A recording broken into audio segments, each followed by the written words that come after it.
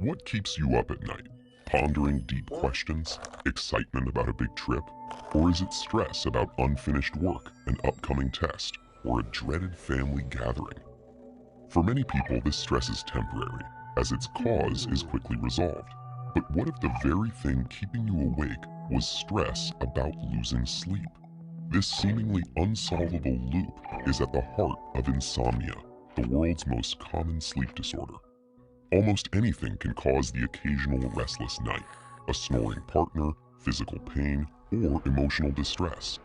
And extreme sleep deprivation like jet lag can throw off your biological clock, wreaking havoc on your sleep schedule. But in most cases, sleep deprivation is short-term. Eventually, exhaustion catches up with all of us. However, some long-term conditions like respiratory disorders, gastrointestinal problems, and many others can overpower fatigue. And as sleepless nights pile up, the bedroom can start to carry associations of restless nights, racked with anxiety. Come bedtime, insomniacs are stressed. So stressed their brains hijack the stress response system, flooding the body with fight, flight, or freeze chemicals. Cortisol and adrenocorticotropic hormones course through the bloodstream, increasing heart rate and blood pressure, and jolting the body into hyperarousal. In this condition, the brain is hunting for potential threats, making it impossible to ignore any slight discomfort or nighttime noise. And when insomniacs finally do fall asleep, the quality of their rest is compromised. Our brain's primary source of energy is cerebral glucose, and in healthy sleep, our metabolism slows to conserve this glucose for waking hours. But PET studies show the adrenaline that prevents sleep for insomniacs also speeds up their metabolisms. While they sleep, their bodies are working overtime, burning through the brain's supply of energy-giving glucose. This symptom of poor sleep leaves insomniacs waking in a state of exhaustion, confusion, and stress, which starts the process all over again. When these cycles of stress and restlessness last several months, they're diagnosed as chronic insomnia. And while insomnia rarely leads to death, its chemical mechanisms are similar to anxiety attacks found in those experiencing depression and anxiety.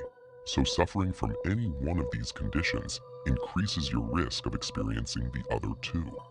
Fortunately, there are ways to break the cycle of sleeplessness. Managing the stress that leads to hyperarousal is one of our best understood treatments for insomnia, and good sleep practices can help rebuild your relationship with bedtime. Make sure your bedroom is dark and comfortably cool to minimize threats during hyperarousal. Only use your bed for sleeping, and if you're restless, leave the room and tire yourself out with relaxing activities like reading, meditating, or journaling.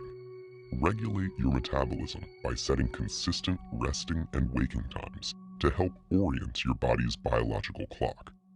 This clock, or circadian rhythm, is also sensitive to light, so avoid bright lights at night to help tell your body that it's time for sleep. In addition to these practices, some doctors prescribe medication to aid sleep, but there aren't reliable medications that help in all cases. And over-the-counter sleeping pills can be highly addictive, leading to withdrawal that worsens symptoms. But before seeking any treatment, make sure your sleeplessness is actually due to insomnia. Approximately 8% of patients diagnosed with chronic insomnia are actually suffering from a less common genetic problem called delayed sleep phase disorder, or DSPD. People with DSPD have a circadian rhythm significantly longer than 24 hours, putting their sleeping habits out of sync with traditional sleeping hours. So while they have difficulty falling asleep at a typical bedtime, it's not due to increased stress, and given the opportunity, they can sleep comfortably on their own delayed schedule. Our sleeping and waking cycle is a delicate balance, and one that's vital to maintain for our physical and mental well-being. For all these reasons, it's worth putting in some time and effort to sustain a stable bedtime routine. But try not to lose any sleep over it. For more tips on how to get a better night's rest, check out this TED-Ed blog post with 7 practical sleep hacks from a neuroscientist.